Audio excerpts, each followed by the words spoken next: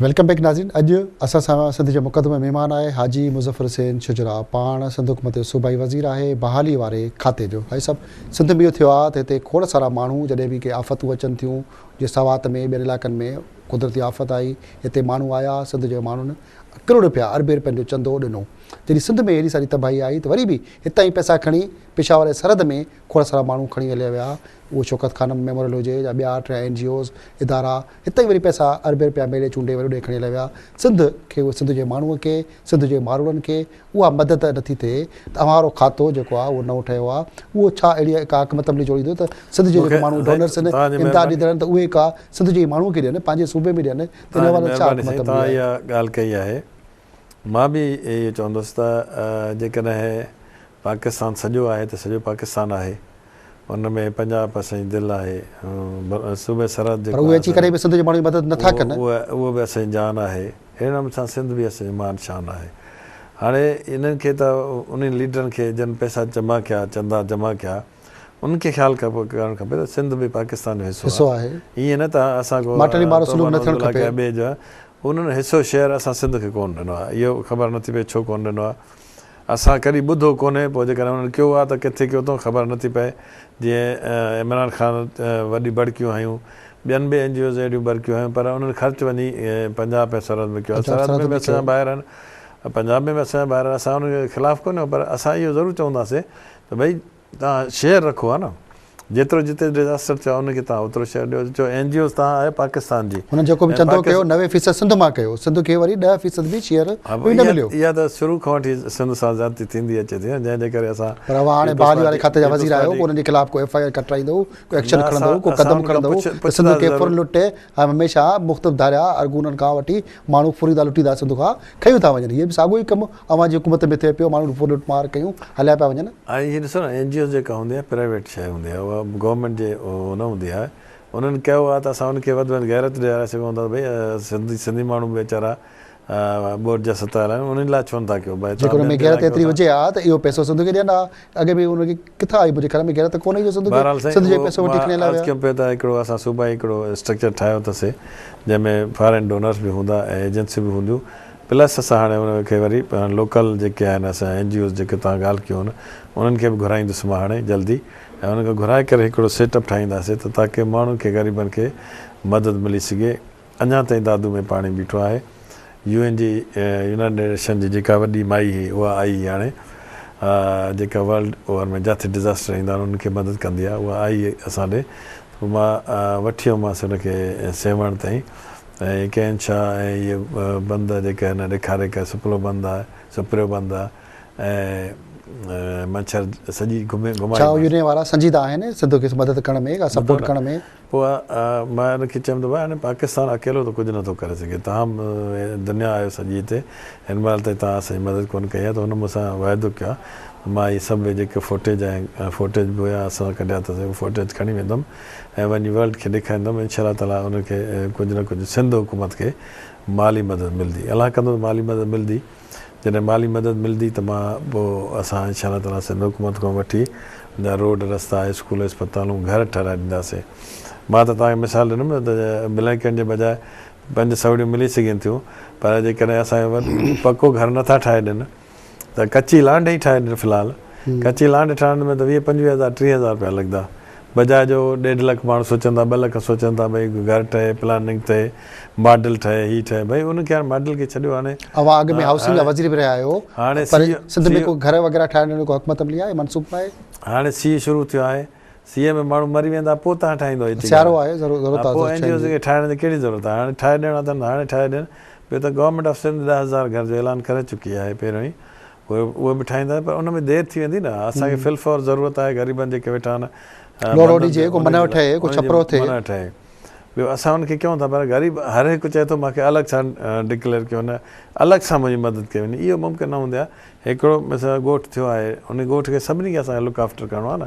जेकर मां तुंहिंजी हिकु अकेले जी मदद कयां, ॿिए हिन भाउ जी मदद न कयां, पोइ त वरी असांजी वन साइडेड प्रोग्राम थी वेंदो सिंध जे वॾे वज़ीर भाण ॿिज ॾियण जो जेके ज़मीनूं जिन माण्हुनि जो नुक़सानु थियो आहे ॾियण जो ऐलान बि करे चुको आहे त छा इन में वरी का करप्शन ॿिया टिया कामोरा त न करे वेंदा त ग़रीब हक़दार खे भाण ॿिज हर जे लाइ पैसा जेके ॾिना वेंदा उहे मिलंदा प्रॉपर तरीक़े सां? बिल्कुलु साईं, उहे बिल्कुलु मिलंदा। उहे हाणे हर ज़िले में हेडक्वाटर में हुते तपेदारनि खे चयो अथऊं जंहिंजा खाता आहिनि उन जा नाला उहे रखंदा ऐं उन्हनि जा शिनाख़्ती कार्ड वठी पोइ उनखे ॿिज भाण बि ॾींदा ऐं पोइ वरी ट्रैक्टर जो ख़र्चो बि ॾींदा ऐं 2600 रुपया पर एकड़ ते मुआवज़ो बि ॾींदा। इहो असां गवर्नमेंट खे पको पयो करे चुका आहे। हूअं 80,000 ॿिया हाणे ॿी किस्त जनवरी में शुरू कंदासीं, 80,000 उहे बि ॾींदासीं जिनखे न मिलिया आहिनि, जंहिंजा लिटिगेशन में रहियल आहिनि, कंहिं वजह सां कार्ड न मिलिया अथनि वतन कार्ड, त उनजा वतन कार्ड ठहंदा उनखे यकमुश्त 1 लख रुपयो ॾींदासीं सभिनी खे। असां प्राइम मिनिस्टर साहिब जी महिरबानी सां डलर माफ़ थी विया, आबियानो माफ़ थी विया, बिजली जा बिल जेके आहिनि उहे माफ़ थी विया आहिनि, गैस जा बिल माफ़ थी विया आहिनि। इहे गवर्नमेंट त करे पई। असां बोर्ड मुतासिर जे नाले ते जेको सरकार टैक्स लॻाइण जी ॻाल्हि कई आहे, मुतहदा ॿियनि उनजी मुखालफ़त कई आहे, अवां छा था सम्झो त बोर्ड मुतासिर सिंध में ई थिया आहिनि, सिंध जो माण्हूअ मदद बि कई आहे, पैसा बि साॻा ई ॾिना आहिनि, वरी ॿियनि माण्हुनि ते टैक्स लॻणु खपे?